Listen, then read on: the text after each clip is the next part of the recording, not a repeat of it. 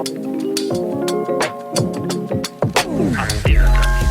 antídoto es estar viendo el atardecer junto al lago. ¿Qué es el antídoto? Subir una montaña. El antídoto El antídoto Es un refugio para aquellas personas que necesitan cuestionarse. aquello que compartes con alguien. El antídoto es como el amor. El antídoto es Jesús. No sabes qué alegría tengo de que estés al otro lado, donde quiera que estés. No importa, en el autobús, en tu casa, pudiendo haber escuchado 1000 podcasts. Has decidido escuchar 30, 40 minutitos de este podcast Antídoto. Hemos vuelto con muchas ganas porque este formato lo echamos mucho de menos porque podemos dialogar, podemos transmitirte ideas y podemos profundizar en temáticas tan importantes y tan necesarias. Seguro que si nos estás viendo en YouTube, te estás diciendo, oye, ¿dónde está la otra persona que te acompaña? O sea, tu compañero de guerra. Bueno, pues por supuesto que cada proyecto sigue, continúa y tiene sus progresos. Y ahora tenemos a una nueva persona que si estás viendo en YouTube, ya estás viendo quién es. Pero si nos estás escuchando, quiero que escuches su voz, quiero que escuches a la nueva compañera de Antídoto, que vamos a estar aquí juntos en esta guerra, en esta batalla, donde estaremos descubriendo temas, estaremos abriendo melones y sobre todo profundizando en ello. Así que ella es Daniela, te la presento. Y Daniela, bueno, cuéntanos un poquito de ti. Pues bueno, ya sabéis mi nombre, me llamo Daniela, tengo 25 años, vivo aquí en Madrid, llevo toda mi vida aquí, aunque bueno, no nací aquí, esto será tema para otro momento. Y nada, ¿cómo me defino? Pues la verdad, como una enamorada de Jesús, ¿no? Que es principalmente por lo que estamos con este proyecto. Y aparte de eso, pues muchas cosas otras más, pero ya las iremos viendo, como digo. Pues la verdad es que es un placer enorme, Daniela, tenerte aquí. Tenemos muy buen rollo, yo la conozco hace mucho tiempo. Y justo cuando dijimos, oye, vamos a volver a empezar con Antídoto, no se me ocurrió otro nombre en la cabeza más que decir Daniela. Y ya veréis, de verdad que, bueno, me siento súper cómodo y de verdad que profundizar contigo, con toda la sabiduría, con todo lo que puedes transmitir y sobre todo con esa humildad, ¿no? También que caracteriza por aprender de los demás, por escuchar, por dialogar. Así que muchas gracias por estar aquí, Daniela, empezar este viaje juntos y ojalá estos podcasts puedan ser de un aprendizaje para nosotros, por supuesto, pero también a todos los que nos están escuchando porque obviamente todo lo que vamos a decir aquí no es que lo sepamos todo, no es que digamos, oye, es que esto es así porque es así. No, no, no. Oye, tenemos ganas de aprender, tenemos ganas de dialogar y eso es una propuesta que te hacemos con la intención de que tú cojas lo mejor y si no, oye, nos enseñas también, ¿no? Que eso yo creo es lo importante. Así que, Daniela, cuéntanos gracias a quién hemos vuelto, gracias a quién ha vuelto este podcast, a quién se lo debemos y sobre todo a quién tenemos que agradecer. Pues primeramente a Dios, ¿no? Que es el triángulo y el vértice de todo esto que se está pudiendo hacer, pero también queremos dar un homenaje especial y un agradecimiento especial a nuestro equipo de Hop Media. En redes sociales, en Instagram los podéis encontrar como hopmedia_es. Tienen muchos otros canales, hacen muchísimas otras cosas, tienen contenido de mucho valor cristiano que pueda ayudarte también a resolver muchas otras dudas y estoy segura que si os ponéis a bichear sus redes sociales vais a dar con contenido de calidad y que traten temáticas que a día de hoy son tan importantes y de las que tenemos inquietudes. Así que ya sabéis, ir a Hop Media, por favor, lo están en YouTube, está en Spotify, está en Instagram, está en todos lados y la verdad que es súper interesante el contenido que sube. Nos han ayudado muchísimo Antídoto y promueven proyectos como este con la intención de que salgan adelante, con la intención de traer contenido de calidad y yo sé que esto te va a encantar. Así que por favor, ve a buscar Hop Media que te va a encantar. Así que muchas gracias, Daniela, pero háblanos de qué vamos a hablar, por qué este tema es tan importante. Esta semana es una semana, sin duda alguna, que hemos visto cosas muy interesantes. Seguro que muchas de las personas que están viendo este podcast han estado bombardeadas constantemente las noticias y demás del 8M. Y hemos hablado de todo esto y quizás para algunos no es tan importante, quizás para algunos es como un día normal. Quizás como cristianos podemos decir, no, yo ni feminismo ni machismo, ¿no? Es que nosotros no nos metemos en esto, nosotros solo el reino. Oye, este tema del que vamos a hablar es importante. ¿Qué tema hablaremos y por qué es tan importante? Bueno, pues habréis podido ya ver en el título que esta semana nos hemos centrado con una gran pregunta y es, ¿un Dios de amor machista? A lo largo de toda la semana hemos estado tratando diferentes temáticas, hemos estado desmitificando en la Biblia a Dios, cómo se relaciona con este concepto que al final a día de hoy está en boca de todos y es tan actual. Y en el día de hoy queremos profundizar un poquito más, queremos irnos sobre todo al tema de Dios y la Biblia, de Jesús y la Biblia, Jesús y las mujeres, cómo se han relacionado a lo largo de toda la historia bíblica y tratar un poco diferentes temas y conceptualizar un poco todo este aspecto, ¿no? Sin duda alguna, porque yo creo, Daniela, que este tema es tan importante tocarlo, porque quizás si nosotros no nos vale la evidencia de ver ya los problemas sociales que existen, muchas veces buscamos que todo lo que hagamos tenga fuente bíblica. Por supuesto, no es importante. Hay veces que las cosas son obvias, ¿no? Es como, oye, ¿tenemos que ayudar a los pobres? ¿Lo dice la Biblia? No, oye, tenemos que ayudar a los pobres. Obviamente lo dice la Biblia, pero también es por sentido común. Yo creo que ese tema también tiene que ver mucho con sentido común, pero también es importante dar una fuente bíblica para las personas que todavía se resisten con ese tema. Y quizá no se resistan porque sean malos, quizá no se resistan porque quieran resistirse, sino quizás se resistan porque justamente por ignorancia, ¿no? Por desconocimiento. Y quizás si le damos información o le damos algunas fuentes o alguna pequeña pregunta, alguna duda, investiguen y conozcan este tema a profundidad y quizá esto pueda cambiar sus vidas, ¿no? Porque yo creo que ese tema es muy liberador y creo que nos afecta en nuestro día a día, nos afecta en la forma en que nos llevamos las relaciones sociales, nos afecta en la familia, nos afecta en la forma en la que las mujeres pueden participar en la iglesia, en que las mujeres también se sienten importantes en sus familias, el maltrato, ¿no? Que es la violencia de género. Todas estas cosas son necesarias y están pasando. Sí, totalmente de acuerdo. Yo además quiero anotar, ¿no? Que es por lo que realmente, y es la idea primera que tuvimos para crear todo este concepto, y es ¿cómo puede ser que el machismo, que per se es una cualidad negativa, ¿no? O sea, tú nos hablas de machismo y todo el mundo lo considera algo negativo, nadie lo ve como algo positivo. ¿Cómo puede ser que algo que es negativo se le asocie a Dios? ¿Cómo puede ser que se le atribuya esta cualidad a Dios, ¿no? Siendo que Dios es perfecto y en su perfección no tiene que haber cosas malas, ¿no? Entonces, vamos a ver un poco todo esto en más profundidad y sobre todo queremos introducir un nuevo concepto que las vamos a llamar la fórmula del antídoto. En este caso va a ser colaboración de Samantha Soria, una nueva miembro del equipo que por supuesto le agradecemos muchísimo su conocimiento. Cuéntanos más de Samantha, Josías. Pues Samantha, la verdad que es una chica que yo la vi en una ocasión declamando una poesía. Sabes que en Antídoto nos gusta mucho el arte y cuando la vi declamando la poesía, aparte el contenido de la poesía, muy disruptivo, muy interesante, muy importante, dije, oye, tenemos que ficharla, nos tiene que hacer algo. Aparte, está estudiando letras, está estudiando filología. Entonces, le hemos pedido que nos haga esta fórmula de antídoto con la intención de que nos pueda hablar de conceptos, ¿no? De estos conceptos tan importantes de los que estamos hablando, pero que nos dé un poquito de luz de lo que significa este concepto para después poder hablar de él, ¿no? Porque es importante que sepamos qué significan las palabras para poder hablar de ellas. Así que vamos a escuchar la fórmula de antídoto por Samantha Soria. El feminismo pretende abolir una estructura patriarcal que no solo afecta a la mujer, sino que también afecta a los hombres y a los roles que se espera que se asuman. Y para quienes digan que son los hombres los que van siempre a la guerra, es allí donde reside el punto del feminismo. Entonces, ¿el feminismo no es un extremo opuesto del machismo? No, de hecho la RAE publicó un artículo en el que se explicaba explícitamente que el término feminismo no es antónimo de machismo. ¿Cuántas veces no habremos escuchado la típica «yo no soy machista ni feminista, sino quiero la igualdad»?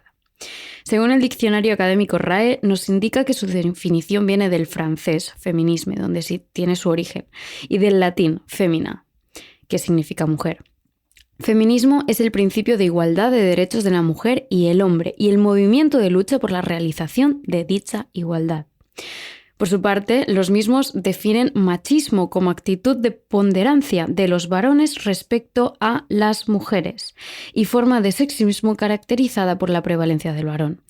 Como puede apreciarse en las definiciones, no se trata de dos términos equiparables, ya que mientras que el feminismo es la búsqueda de la igualdad entre sexos, el machismo supone una preponderancia del hombre. Para cubrir ese hueco semántico se consigue la palabra embrismo, que al final es la que alude a la defensa de la superioridad de la mujer sobre el hombre. Se trata de una voz correctamente formada y que emplea en ocasiones como par lingüístico del antónimo de machismo. Es decir, embrismo es el antónimo verdadero del machismo. Sin embargo, mientras que machismo designa tanto la actitud como estructura social históricamente asentada, el embrismo no se define como un sistema con existencia real, sino meramente como la actitud particular de algunas personas que abogan por la prevalencia de las mujeres sobre los hombres. Dicho esto, muchos colectivos rechazan el término, pues entienden que se emplea de forma peyorativa para atacar a los postulados feministas y que se designa como una realidad que no existe. Cabe destacar que la voz embrismo está adquiriendo este significado en los últimos tiempos y tiene otro menos usado y que está restringido a los campos de la psicología y la sociología, que en concreto algunos especialistas emplean para aludir a una exagerada actitud de sumisión, pasividad, resignación de la mujer frente al hombre. Es decir, que el término es coloquialmente mal empleado en todos los sentidos. El feminismo como tal lleva 3 siglos alzando la voz, ya sea como movimiento social o como teoría política, y muchos de los logros conseguidos hacen que hoy podamos votar, estudiar, trabajar fuera de casa, aunque desde el inicio de los tiempos han surgido siempre voces que han reconocido y luchado por los ideales de este, aunque no fuese reconocido como tal en el propio momento, y hoy lo tenemos en cuenta de esta forma. Y aunque las primeras feministas poco se imaginaban que en pleno siglo XXI siguiéramos luchando por la igualdad, lo cierto es que hoy en día el hecho de que ser mujer u hombre sigue condicionando nuestro destino. El nacimiento del feminismo, vamos a abordarlo desde la primera ola. Se considera que el nacimiento del feminismo fue inevitable durante la Revolución Francesa, aunque fue un movimiento en el que se reivindicaba que todos los ciudadanos nacen libres e iguales ante la ley. Y aunque era el comienzo de la incipiente democracia, las mujeres estaban excluidas de todo lo que era la ciudadanía. Incluso el filósofo Rousseau consideraba que la exclusión de las mujeres era deseable y que debían estar sujetas al padre o al marido o al hermano, siempre a un hombre a su cargo. En este contexto, las mujeres se preguntaban por qué ellas, el 50% de la población, iban a estar excluidas de los derechos, como el derecho a recibir la educación, entre otros. De este cuestionamiento pasan a la acción. ¿Qué canales usan para estas reivindicaciones? Bien, primeramente, los salones y los clubes literarios y políticos donde se gestaba la cultura y política del momento y los cuadernos de quejas, redactados aproximadamente alrededor de 1789. Estos los usaban para hacer llegar a los estados generales las quejas de la ciudadanía. Las mujeres hacían oír sus voces y reivindicaciones por escrito, ya que estos cuadernos suponían un testimonio colectivo de las esperanzas de cambio. Sin embargo, no se obtuvieron en cuenta. ¿Por qué luchaban las mujeres durante la primera ola entonces? Las peticiones de estos cuadernos reivindicaban la falta de educación, los derechos matrimoniales y respecto a los hijos, el derecho de ejercer una profesión, la protección de los trabajos dichamente femeninos, como el de costureras o bordadoras, el deseo de abolición de la prostitución y acabar con los malos tratos y abusos dentro del matrimonio. Todas estas cosas son bastante razonables, pero durante el siglo XIX el feminismo ya se articula como un movimiento social de mujeres que se unían para ayudar a la abolición de la esclavitud, pero sobre todo se unían para reclamar los derechos políticos de la mujer. Eran las sufragistas. Las sufragistas pusieron el énfasis en la lucha por el sufragio universal, aunque confiaban en conseguir la igualdad en un sentido más amplio una vez ya pudieran votar. Conseguir el sufragio universal costó unos 80 años y pese a que la lucha fue muy difícil, nunca se rindieron. Pero todavía seguimos luchando y quizás las sufragistas pecaron de optimismo porque pese a que los grandes avances conseguidos gracias a su lucha, la estructura patriarcal sigue siendo presente hoy en día, aunque sea de otra forma. Hay quien piensa que en las sociedades occidentales ya existe igualdad entre hombres y mujeres por haber conseguido el derecho a la educación y el trabajo retribuido, pero lo cierto es que las cifras siguen mostrando que la mujer sigue siendo la responsable principal de las tareas domésticas y familiares, siguen siendo ellas las que se ven empujadas a renunciar a un aspecto u otro de su vida al ser madres y siguen siendo ellas las que se les asigna socialmente una segunda jornada laboral. Tema prostitución sigue latente, el acoso sexual y el abuso sexual, entre muchas otras cosas. Madre mía, yo creo que podríamos dejar este audio, acabar este podcast e irnos a casa. Muchas gracias, Samantha, donde quiera que estés. Te agradecemos un montón porque ha sido, un audio, una cápsula, una fórmula de antídoto espectacular. Así que muchas gracias por esa cápsula que ha sido muy nutritiva y yo he aprendido mucho. Desde luego, yo tengo los pelos de punta, vaya. Pero es que aparte de todo esto, claro, la pregunta obvia sería ¿en qué momento se generó el machismo? ¿Cuándo apareció el sistema patriarcal? Sin duda alguna, yo creo que esta pregunta es muy necesaria poder hacérnosla, ¿no? Y justo esta semana estaba estaba pues, enseñando Biblia a unas personas y yo les pregunté, hablando del sufrimiento, ¿cuál es el origen del sufrimiento? Lo mismo tenemos que preguntarnos, ¿cuál es el origen de la desigualdad entre el hombre y la mujer? ¿Era así al principio? O sea, ¿realmente Dios crea al hombre y a la mujer en desigual? Y eso es un tema que tenemos que pensarnos. O sea, yo creo que Dios en el Edén, cuando crea al hombre y la mujer, no los crea desiguales. De hecho, cuando Dios dice Dios creó al hombre, en el hebreo se utiliza Dios creó al Adán como género humano, ¿no? Los crea en igualdad por completo. Después, cuando se habla de la costilla del hombre, ahora, pero por crearlo de la costilla del hombre, no está hablando que crea a alguien inferior, sino al contrario. Si estamos hablando de que la creación está generando cosas más complejas, Dios crea cosas más complejas, por lo tanto la mujer será lo más complejo de todo. Pero en realidad estas son terminologías humanas, porque Dios no crea gente desigual, no crea un ser humano desigual. Por lo tanto, Daniela, ¿cuándo es que realmente la desigualdad tiene origen? Pues yo creo que una respuesta y una analogía súper clara de ver es que en ciencia, ¿no?, se habla de que la oscuridad no existe, la oscuridad es la ausencia de luz. Entonces yo creo que con esto pasa un poco parecido, ¿no? En cuanto Dios deja de formar parte de la escena, en cuanto Adán y Eva pecan, ahí se deshace todo. Ahí aparece la desigualdad y todas las demás consecuencias del pecado, ¿no? Y ahí están esas consecuencias, ¿no? Y muchos se preguntan, ¿no? En el Génesis 3, cuando vamos a Génesis 3 y tú estás en el bus o lo que sea, después te lo puedes leer. Génesis 3 justamente cuando Dios les empieza a decir todo lo que va a pasar, ¿no? Oye, parirás con más dolor. Al hombre le dice, trabajarás y te costará más sacar el alimento, ¿no? Tendrás sudor, etcétera. La serpiente también le dice. Y bueno, la pregunta, ¿es un castigo o es una profecía? Porque hay muchos que dicen que es un castigo, ¿no? Que le está diciendo a la mujer, oye, como has pecado, va a pasarte esto, esto y esto. Pero espera, ¿realmente es un castigo? ¿Tú qué piensas, Daniel? ¿Es un castigo o una profecía? Yo creo que, yo no concibo a un Dios de no amor, de que quiera el mal y de que realmente vaya a hacer algo en tu contra. Entonces, yo lo interpreto como una enumeración de qué cosas te van a pasar como ser humano ahora que te has alejado de Dios y ahora que has entrado en contacto con el pecado, ¿no? Es decir, igual que vas a tener sufrimiento, igual que vas a tener muerte, que es como el castigo o la consecuencia más como radical, ¿no?, del pecado, yo creo que esto es una más, que te explica que, bueno, es decir, en la naturaleza, en cómo Dios creó a la mujer iba a tener que parir, pero en un contexto sin pecado, en un contexto perfecto, esa mujer no tendría que haber parido con sufrimiento, no tendría que haber tenido un dolor. Adán, a su vez, no tendría que haber labrado toda la tierra y estar, yo qué sé, bajo un sol quemador en agosto a 40 grados muriéndose mientras plantaba una patata. Iba a ser todo totalmente diferente, pero como esa circunstancia perfecta que Dios había creado se rompe, también se rompe todas aquellas buenas o de las cuales estamos, por así decirlo, protegidos al estar del lado de Dios. Sin duda alguna, porque cuando estamos del lado de Dios, ¿no? Cuando queremos a su imagen y semejanza, obviamente, si su imagen y semejanza todos son iguales, ¿no? Y la Trinidad es igual, lo mismo pasaría con su imagen y semejanza que somos los seres humanos. Los seres humanos somos hechos en igualdad, somos hechos iguales al 100%. Cada uno tenía diferentes tareas, cada uno tenía diferentes labores, cada uno tenía diferentes roles, por supuesto que sí, pero no hablamos de sumisión. No hablamos de todas estas cuestiones que ya hablamos después del pecado, de desigualdad. No estamos hablando de estas cosas. Y por supuesto aquí nos pueden venir muchas preguntas a la cabeza. Cada uno tenía algo que hacer, por supuesto, pero no era más importante uno que el otro.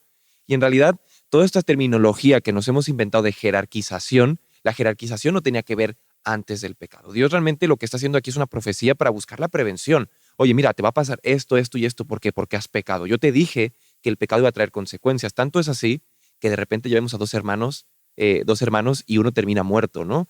Porque vemos ya las consecuencias del pecado. Después pasan unas generaciones y hay un ejemplo muy claro de cómo el pecado se extiende a las relaciones y empieza la desigualdad. Lo vemos con Abraham, ese gran Abraham, el padre de la fe. Si ese gran Abraham, el padre de la fe, cuando apenas conoce a Dios, comete un error terrible. Génesis 12 se cuenta que llega a la tierra prometida, ojo al dato, Dios le promete una tierra prometida, Abraham llega a la tierra prometida, hay hambre y se pira a Egipto para buscar un sitio tan próspero como el que venía. De repente, cuando llega ahí, le dice a Sara, oye, ¿sabes qué? Vas a decir que eres mi hermana, tía. ¿Por qué vas a decir que eres mi hermana? Porque me da miedo que me maten. Ahora, me da igual lo que te hagan a ti. De hecho, el faraón le paga una dote. Y lo podemos encontrar en Génesis 12. Le da burros, le da tal, le da mil cosas, porque le está pagando una dote. Abraham sabía lo que le iba a pasar a su esposa, pero le da igual. ¿Por qué le da igual? Porque, claro, porque para Abraham era una pertenencia, era algo más, era una cosa con la que viajaba, era una mujer que le pertenecía, y como le pertenecía, podía hacer lo que sea con esto. Tanto es así que Dios se enfada, Dios impide esta desigualdad, Dios impide este hecho de Abraham y le dice, no, Abraham, esto no va a ser así. Uh-huh.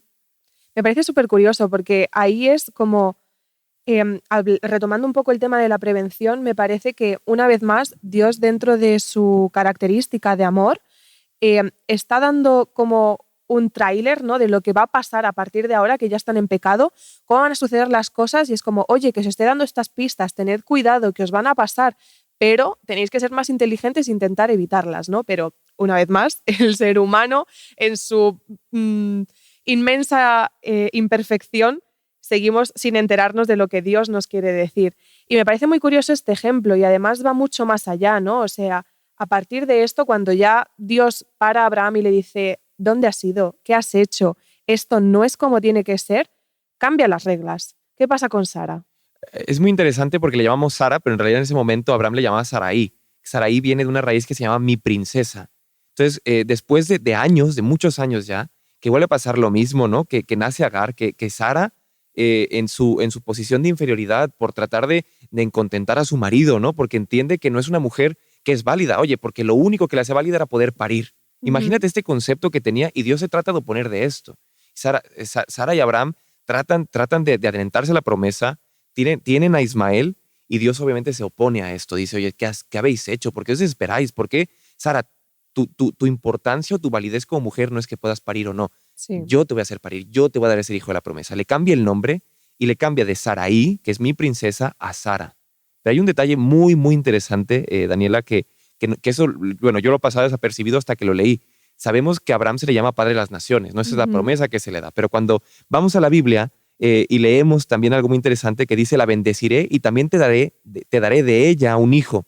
La bendeciré y vendrá a ser madre de naciones y reyes y pueblos procederán de ella. Ahora, no solamente padre de naciones es Abraham, Dios le llama a Sara princesa, le quita la pertenencia y le llama madre de naciones, le da la misma importancia que Abraham. ¿Qué te sugiere esto? Pues que obviamente, una vez más, Dios vuelve a decir que su plan original es que hombres y mujeres estén a la par, que era como sucedía en el Edén, ¿no? Pero ya no solo por esto, vamos a ver un montón de menciones a lo largo de la Biblia en las que mujeres fueron realmente las líderes de sus pueblos en determinados contextos, que se confió en ellas como juezas, como reinas, como profetisas, como un montón de cosas que solo ellas podían llegar a hacer, porque nadie más las puso. Y eso fue elección de Dios a dedo, ¿no? Básicamente. Sí, o sea, Dios finalmente decide elegir por ejemplo, Débora, ¿no? Es un nombre muy llamativo, que es jueza y profeta, pero jueza en el momento en el que ser juez era algo muy importante dentro del pueblo porque era un cargo de liderazgo, era un cargo en el cual llevaba al pueblo, ¿no? Dirigía, aparte pues daba consejos, era directriz. Y es muy interesante porque en el contexto en ese momento eso era tremendo, ¿no? O sea, en el contexto la mujer en ese momento no valía nada. Entonces Dios cuando elige a Débora, cuando elige a Hulda, cuando elige a Esther, a Ruth, a Rahab, ¿no? Que está dentro de la cronología de Jesús, lo que está haciendo es una declaración de intenciones de que nuestro estereotipo, nuestro patriarcado, nuestros sistemas humanos, a él no le importa, ¿no? Que él va a hacer lo que quiera porque él va a llamar a sus hijos por igual, porque para él valen lo mismo. Sí, total. Y al final la última mujer, por así decirlo, antes de Jesús es María misma, que tuvo ni más ni menos que el papel tan fundamental que fue ser la madre de Jesús. Iba a ser la mujer que le diera forma, carne y vida a Dios en la tierra. Y parece muy curioso, ¿no? Porque Dios, dentro de todo lo que puede hacer, podría haber dicho, pues me planto así, ya crecidito, ya mayor, y me voy a la tierra así tal cual estoy.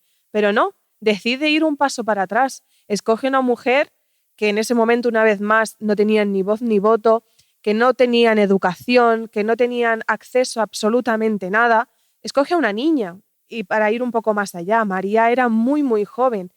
Era soltera, era virgen, y la puso en unas circunstancias y le dio en su mano la potestad y el cargo tan grande como era educar al Hijo de Dios en la tierra, que iba a ser Jesús. Sí, de hecho, tanto es esto que José justamente está dispuesto a retirarse, ¿no? Para no manchar el nombre de María. Y Dios le dice, no, ve adelante. Y muchas veces yo creo que como cristianos, bueno, no sabemos de qué denominación sea, seguro que si es una denominación católica, pues tengan un gran respeto por María, ¿no? Pero quizá como de una denominación protestante, como que no le hemos dado tanta importancia, ¿no? Justamente por irnos a lo contrario, hemos ignorado el nombre de María, ¿no? Y María realmente tuvo mucha responsabilidad. ¿Por qué? Porque estamos hablando de que viene el Hijo de Dios y durante su crecimiento, durante su etapa, la que lo formó fue María, ¿no? Porque las mujeres dentro del pueblo judío se encargaban hasta los 12 años de formar a sus hijos y estar ahí. Y de hecho no se sabe nada de Jesús durante 30 años. Y es muy llamativo que a Jesús se le ve muy conocedor de las tareas del hogar. Sí. Porque vemos a un Jesús diferente, que hablaremos al final de cómo Jesús es un nuevo modelo de masculinidad. Y vemos un Jesús que pasó tiempo con su madre, que le da lugar a su mamá. Realmente Jesús le cuida en la cruz. Incluso cuando está a punto de morir le dice a Juan, por favor, cuida a mi madre. Ahora, Jesús es una persona que le da el lugar a María porque ha pasado con ella, porque ha recibido la formación de María. Y ahí vemos a un Jesús diferente, tratando ya a su madre de una forma completamente diferente y no simplemente como una pertenencia como lo hacían en ese momento. Ujú. Y luego un ejemplo muy claro de dos mujeres con las que Jesús también tuvo muchísima relación fueron nuestras queridas hermanas María y Marta. De ellas se habla en numerosas ocasiones dentro de la Biblia y siempre como que se resalta este aspecto de que Marta era una mujer como muy consagrada a las tareas del hogar, al papel que se suponía que una mujer tenía que tener en tiempos de Jesús, mientras que María tenía mucho más interés y mucho más amor por Jesús que por lo que se suponía que ella tenía que ser, ¿no? Y Jesús mismo muchas veces incluso reprendió a Marta y le dijo: deja a María, que María venga, que pueda estar conmigo. No la quitaba, ¿no? En esas reuniones en las que a lo mejor se suponía que solo hombres podrían estar. Jesús siempre le daba un lugar a María y a cualquier otra mujer que quisiera estar, que formasen parte de eso, que estuvieran cerca. Incluso cuando María coge y le lava los pies a Jesús con sus propias lágrimas y su pelo y le pone incienso por encima, quiere que forme parte. Él mismo es el que da la cara y le dice: no le digáis nada, porque ella está haciendo el gesto a lo mejor más precioso y como mejor ella lo sabe hacer, mientras que vosotros solamente os estáis dedicando a criticar y a pensar que es menos importante lo que ella está haciendo porque es mujer. Además de que Jesús se expone muchísimo, ¿no? Porque en ese momento, por ejemplo, vemos a la mujer samaritana, vemos a muchos ejemplos donde las mujeres no podían salir solas, solamente podían salir en compañía de un hombre. O sea, realmente el derecho de las mujeres ahí estaba completamente quitado. Entonces, que realmente Jesús se acercara a las prostitutas, por ejemplo, y que dijera que el reino primero es para las prostitutas, era algo escandaloso, escandaloso, y les da un lugar importantísimo. Está diciendo que las publicanas y las prostitutas van a estar primero en el reino del Señor. Ahora, esto que estamos hablando de que Jesús rompe esquemas, y rompe esquemas tanto con la mujer samaritana también, que es la primera evangelista, porque se acerca al pozo y estando en el pozo habla con ella, lo cual eso ya era complicado, porque Jesús estaba jugando también su nombre, se estaba jugando quién era él, se estaba jugando muchas cosas, y habla con ella, y no solamente eso, sino le dice: ve y predica el evangelio, y va y predica el evangelio, y es una mujer que transmite la fe. Ojo al dato, y eso es muy importante saberlo, las mujeres en ese momento no tenían voz ni voto, y de hecho no eran testigos fieles. Por tanto, que se le diera y que se conociera el evangelio por medio de una mujer era un hecho que quizá con nosotros como occidentales no entendemos la importancia de que en ese momento la primera evangelista, la primera en transmitir la fe, fuera una mujer, y fuera la mujer samaritana, con el pasado que había tenido también. Claro, es muy interesante porque a día de hoy, a mí misma, ¿no? Como mujer, muchas veces me pasa que aun leyendo la Biblia, contextualizo a las mujeres de la Biblia y entiendo que de alguna manera su realidad no es exactamente igual que la mía, pero la acerco bastante a la mía, a mi realidad, a cómo yo vivo las cosas. Pero es que, claro, yo ya vivo en una sociedad en la que puedo hablar, en la que puedo votar, en la que puedo irme a trabajar y puedo hacer muchas cosas sin tener en cuenta a un hombre, ¿no? Que me proteja, como mencionaba Samantha al principio, o mi padre, mi hermano, mi marido o quien fuera, sino que se nos olvida que al final fueron transgresoras, que Jesús mismo, lo que comentas tú, se jugaba a él su nombre, su reputación, el que él pudiera a lo mejor tener consecuencias muy graves en cuanto a ojos de la ley, y le importó tres pepinos porque para él era mucho más importante derribar aquellos estereotipos que se habían creado y darles el lugar que ellas merecían en la sociedad. Totalmente, totalmente. Hay otro momento también súper disruptor de Jesús, que es en Lucas 13:10 en adelante, que lo puedes leer, que es una mujer encorvada que Jesús la pasa a la sinagoga y le impone las manos. Entonces, y esto es muy, muy interesante porque le sana imponiéndole las manos, y eso significaba una señal de respeto, una señal de transmisión de autoridad. Le transmite autoridad, ¿no? Le transmite respeto en frente de todos. Estamos hablando de que ese momento era muy significativo. O sea, sin duda alguna Jesús rompe. Y de hecho Dios también rompe, ¿no? Con el tema de la resurrección. Que las primeras personas a que se les presente resucitados sean mujeres. Obviamente Jesús sabía lo que eso significaba. Y va con los discípulos, y los discípulos justamente no le creen, ¿no? Porque no eran testigos fieles. Le dice: no, ¿qué va a hacer esto, no? Y Dios sabe por qué hace las cosas. Y lo que está haciendo es poco a poco ir desmontando lo que nosotros habíamos construido de tantos años de pecado, con la intención de volver al principio, volver al ideal. ¿Cuál es el ideal? Oye, que seamos todos iguales, que seamos todos del mismo nivel, que seamos todos del mismo valor, que tengamos las mismas oportunidades, los mismos derechos, y que todos podamos formar parte de cualquier obra y de cualquier cosa que nosotros queramos pertenecer. Sí, y precisamente a partir de entonces, ¿no? Cuando ya Jesús asciende al cielo, él sigue dejando un papel y nunca dijo, seguramente si nos ponemos a escudriñar realmente la Biblia, no vamos a poder encontrar ni una sola evidencia en la que nos dice que solo los hombres iban a llevar su mensaje. Al revés, tenemos varias pruebas de que él confió y le dio el papel a las mujeres, ¿no? Cuéntanos, ¿cuáles algunos de esos ejemplos tan fuertes? Mira, hay un ejemplo muy fuerte que no sé si tú te has dado cuenta a la hora de ir a hablar a la Biblia. Y quizá tú, si eres seguidor de Antídoto y no eres tan bíblico, ¿no? Porque tenemos a muchas personas que siguen Antídoto que bueno, lo siguen porque hablamos de mucha espiritualidad. Y queremos explicarte, si has llegado hasta este momento, que esperemos que sí, queremos explicarte por qué lo hacemos. Porque quizás al colectivo que queremos llegar es un colectivo que quizás se resiste mucho a estos temas, ¿no? Se resiste mucho a esto. Y queremos hablarle de quizá detalles que se habían perdido en su lectura porque no tenemos esa sensibilidad. Cuando vamos al Pentecostés, cuando desciende el Espíritu Santo, y vemos las imágenes o las pinturas del Espíritu Santo, muchas veces vemos solo hombres, ¿no? Bueno, o pensamos solo en hombres, ¿no? Esos discípulos que reciben el Espíritu Santo. Espera.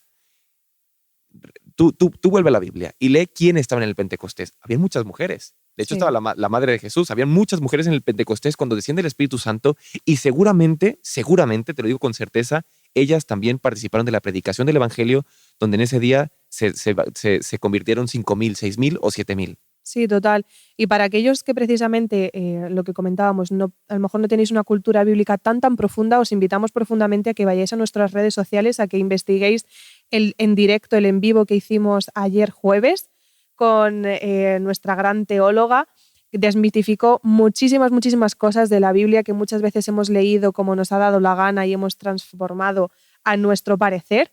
Así que echadle un ojo porque desde luego seguro que os rompe la cabeza y os explota tanto como me explotó a mí. Sin duda alguna, yo creo que es muy interesante. Además de que vamos más allá, ¿no? Y no solamente estaban en el Pentecostés, sino después las vemos en un hecho muy importante. E incluso hay mujeres que se les nombra o se les considera apóstolas, ¿no? Insignes a la hora de predicar el Evangelio. Y de hecho lo podemos encontrar en Romanos 16:7, porque no me lo estoy inventando, te lo prometo, donde fíjate lo que dice.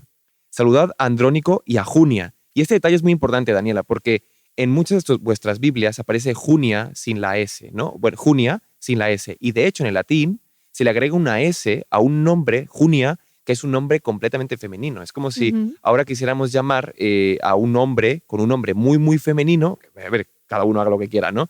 Pero en este momento a Junia se le ha querido siempre, constantemente la tradición cristiana ha querido poner una S con la intención de que sea hombre. Oye, porque nos choca mucho la idea de que le llamen, como le llaman aquí, fíjate, te lo voy a leer. Saludad a Andrónico y a Junia, mis parientes y compañeros de prisión.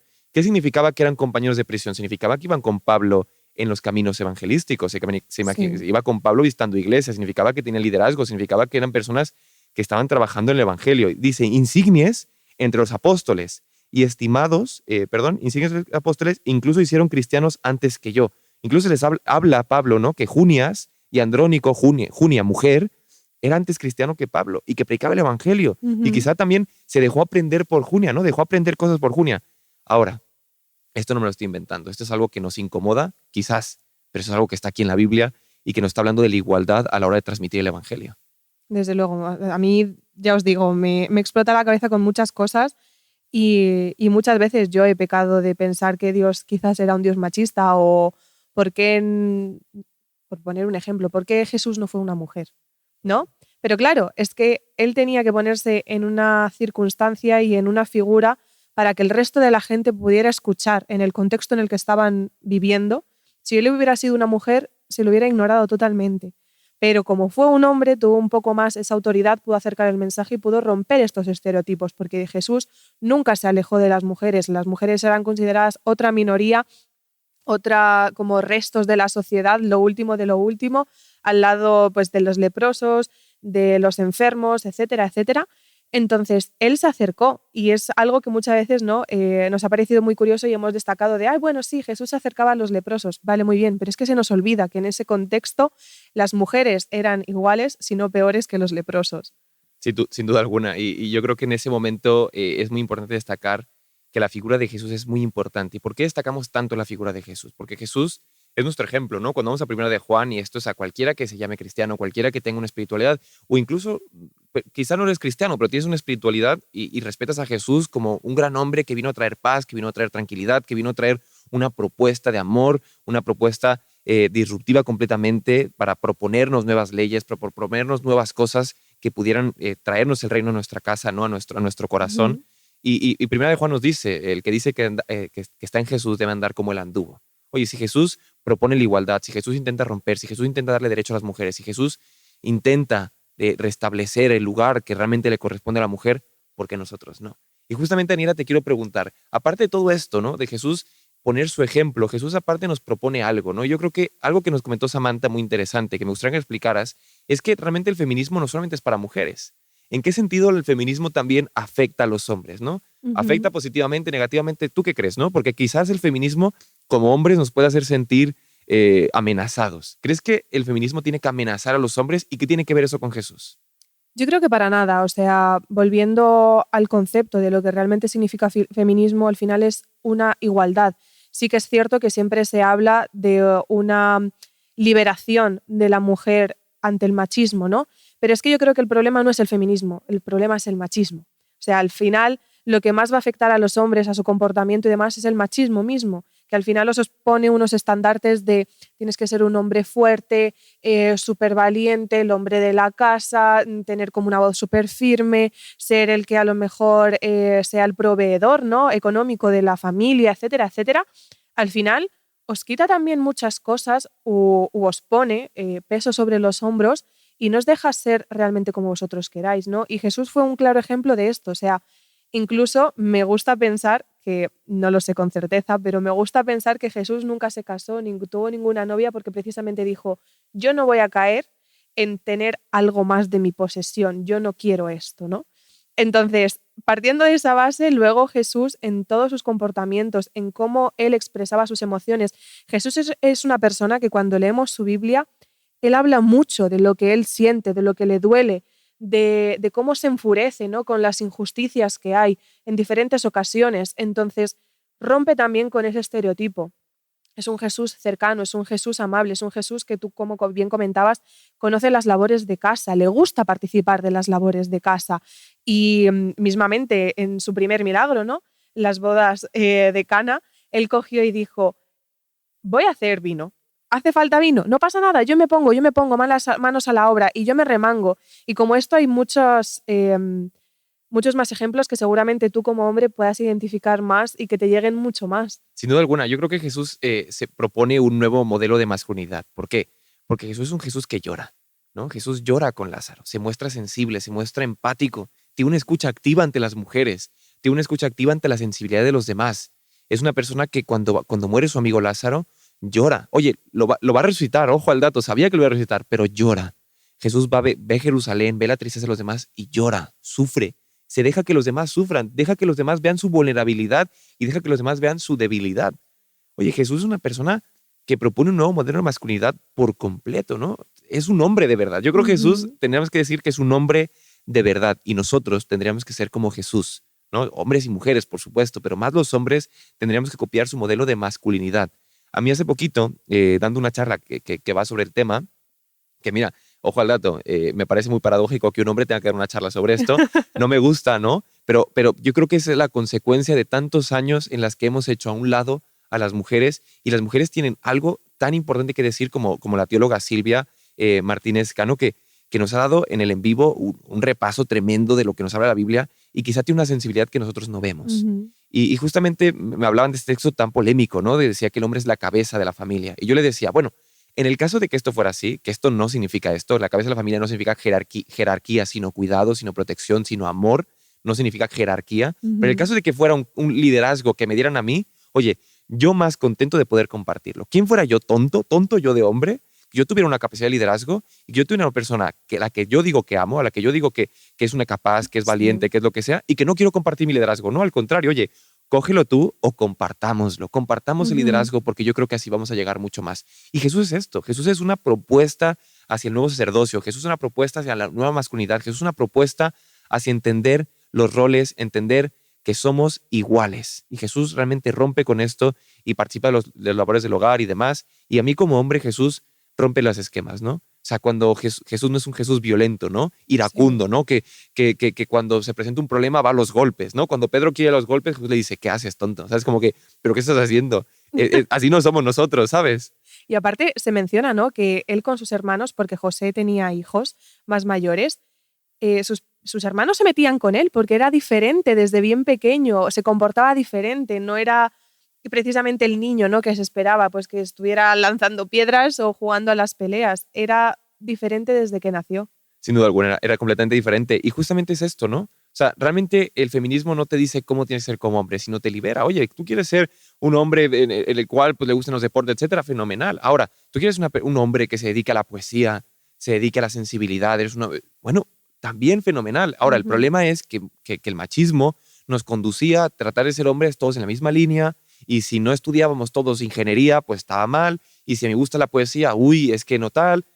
Y esas cosas yo creo que el feminismo viene a decirnos, por favor, no, tenemos diferentes dones. Y aquí viene lo importante, ¿no? Cuando tenemos diferentes dones del Espíritu Santo, mis dones pueden ser cantar, mis dones pueden ser justamente la hospitalidad, puede ser el cuidado. ¿Por qué las mujeres tienen que tener el rol del cuidado y el hombre no puede coger ese rol de cuidado? ¿Por qué el hombre no puede coger ese rol de cuidado? Que durante mucho tiempo se ha visto mal. Oye, las mujeres cuidan, los hombres no. Sí. Pero puedo tener ese don. Ahora, si el Espíritu Santo me está dando un don cualquiera, ¿por qué si un sistema humano como el machismo y el patriarcado se oponen a esto que yo quiero ser, por qué voy a rechazar el don del Espíritu por justamente obedecer un sistema patriarcal y machista que está en nosotros? Total. O sea, volviendo un poco a cómo empezábamos el podcast, ¿no? Cuando Dios explica las consecuencias del pecado, Él nunca pone cualidades afectivas y emocionales. Ni a Adán ni a Eva. No le dice, Eva, vas a ser débil, Adán, vas a ser súper valiente. Para nada. Él simplemente expone cosas físicas que por su naturaleza y por su fisionomía, ¿no?, anatómica, iban a ser así. No había otra manera. Entonces me parece muy curioso. Sin duda alguna, sin duda alguna. Y yo creo que hemos hecho un repaso completito de lo que es el Antiguo Testamento, el Nuevo Testamento, Jesús y demás. Nos gustaría profundizar más, pero nos tiraríamos aquí 1000 horas. Pero estamos súper contentos de que estés aquí. Esto, sin duda alguna, como te dijimos en el principio, no es que lo sepamos todo, porque no sabemos todo, sino simplemente hemos hecho un estudio a partir de una sensibilidad diferente y quizás esto te surgen muchas preguntas. Eso es lo importante, que te surjan preguntas. Ahora, ponte a investigar. Retén de todo lo que he escuchado lo bueno. Sin duda alguna, aquí abajo déjanos comentarios bueno, de lo que te ha parecido, de quizás tú como mujer o como hombre, qué otras cosas has visto, qué otras cosas has notado de lo que hemos estudiado. Y ojalá esto pueda impactar a tu vida diariamente, sobre todo puede impactar esta información a nuestras iglesias, a nuestras familias, a nuestra forma de vivir en nuestras sociedades. Y como iglesia podamos recuperar la bandera de la igualdad que ya le correspondía a Dios. Ahora hay un movimiento que lo está apoyando. Oye, ¿qué más que apoyarlo nosotros también? Es como si dijeran, es que hay un movimiento que apoya el amor. Oye, no me voy a oponer al movimiento que opone el amor. Al contrario, voy a decir, oye, yo también, y te ayudo, ¿no? Entonces, Daniela, ¿cómo crees que nosotros podemos apoyar al feminismo? Ha pasado el 8M, quizás algunos se han resistido y no han querido ir a la marcha, no quieren participar en nada de esto. ¿Cómo podemos participar de esto? ¿Qué podemos hacer nosotros como mujeres, como hombres? Y sobre todo como cristianos, ¿no? ¿Qué podemos hacer para aportar a esto? Yo creo que el primer paso de todo, como en muchas otras cosas, es la información. Se empieza... y puedes empezar a tomar acción informándote al respecto, sin prejuicios. Cógelo desde cero, como si no supieras nada del tema. No crees unos valores preconcebidos o unas ideas preconcebidas al respecto. Coge, infórmate. El martes os dimos unos cuantos tips y recomendaciones de diferentes cuestiones. Échales un ojo. Si te molesta, si te picas, si cuando tratamos estos temas no sabes muy bien qué decir al respecto, oye, infórmate. No pasa nada. Nadie nació sabiendo. Yo misma como mujer me he tenido que construir y volverme a construir y a día de hoy sigo fallando en muchas cosas por la sociedad en la que vivimos. Pero mi invitación desde aquí es eso, la base es informarte, preguntar, ¿cómo puedo ayudar? ¿Cómo es que puedo tal? Y no des por sentado que a lo mejor sabes más que la otra persona. Oye, si esta no es tu lucha, si no estás siendo el protagonista, por así decirlo, no pasa nada, échate a un lado, dale el permiso a la gente que sí que está luchando en este caso, ¿no?, que somos las mujeres, danos el espacio. Si tú que eres un hombre tienes, no sé, una plataforma a la que a lo mejor a otras compañeras tuyas de trabajo, de iglesia, hermanas, amigas, no están pudiendo llegar a esa parte por el mero hecho de ser mujer, dales tú el espacio, habla tú por ellas o incluso ofrécelo y habla, di las cosas, di lo que es injusto, que no te dé miedo a callarte. Sin duda alguna, que no te dé miedo a callarte, yo creo que es muy importante. Y sobre todo como hombres, si queremos apoyar, ¿no? Si hay hombres aquí que nos están escuchando que dicen, oye, mira, lo compro a tope, ¿no? Oye, apoyemos haciéndonos a un lado, ¿no? Yo creo que es muy importante. apoyándonos, haciéndolo a un lado. Y ojalá después de algunos meses y años yo ya no esté aquí y esté lleno de compañeras, ¿no? Como ese antídoto, porque finalmente sois mucho más que nosotros, ¿no? O sea, en cantidad, ¿no? Hablo en el mundo. Y muchas veces se les ve menos hablando de esto. Y me molesta mucho ver espacios donde se habla de religión y hay puros hombres. Me molesta tanto. ¿Por qué? Porque realmente no hay un discurso que realmente pueda sensibilizar y pueda conectar con otras mujeres, porque al final, mira, nosotros que trabajamos, personalmente yo estoy trabajando en una iglesia y demás, muchas veces son hombres hablándole a mujeres, ¿no? Todo el tiempo. Oye, qué bonito sería que mujeres le hablen a mujeres también. ¿Por qué? Porque el Señor llama, y es el principio del sacerdocio universal. Y como hombre, algo que podemos hacer hoy en día es quitarnos, hacernos un lado. Y no es ceder nuestro puesto, es darles el puesto que ya les corresponde, porque es un puesto que se corresponde, es un puesto que podemos compartir. Hagámonos un lado, participemos, apoyemos y ayudemos en lo que podamos. Y yo creo que es muy importante poder hacerlo, porque Dios puede hablarnos. Si Dios puede hablar por burros, puede hablar por hombres, cuánto más por mujeres que sin duda alguna tienen una sabiduría que se ha transmitido de generación en generación, y es algo innegable. Por lo tanto, nosotros no tenemos que impedir que el Espíritu hable a través de personas que realmente pueden hacerlo de una forma espectacular y pueden llegar a lugares increíbles. Así que quizás simplemente es esto, ¿no? Mi mensaje como hombre es decir, hazte un lado y deja que las cosas tomen su rumbo, ¿no? No impidas. Quizás ni siquiera provocar, no lo impidas, ¿no? Sí, o sea, yo creo que la frase que lo puede resumir todo es que Dios nos hizo ayuda idónea para el otro. El hombre para la mujer y la mujer para el hombre. Nos hizo iguales, nos hizo un equipo.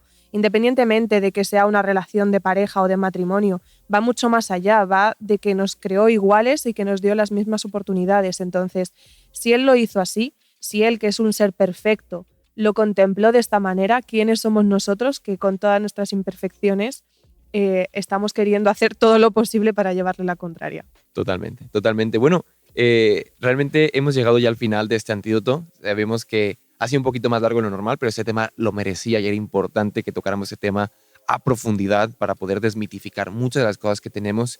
Y realmente, si tú piensas o tienes un amigo que dice Dios es machista, pásale este podcast, que lo escuche, dile, analiza este podcast, analiza sus argumentos y bueno, que dialogue con nosotros y estaremos encantados de poder dialogar y debatir si realmente Dios es machista o no. ¿Por qué no?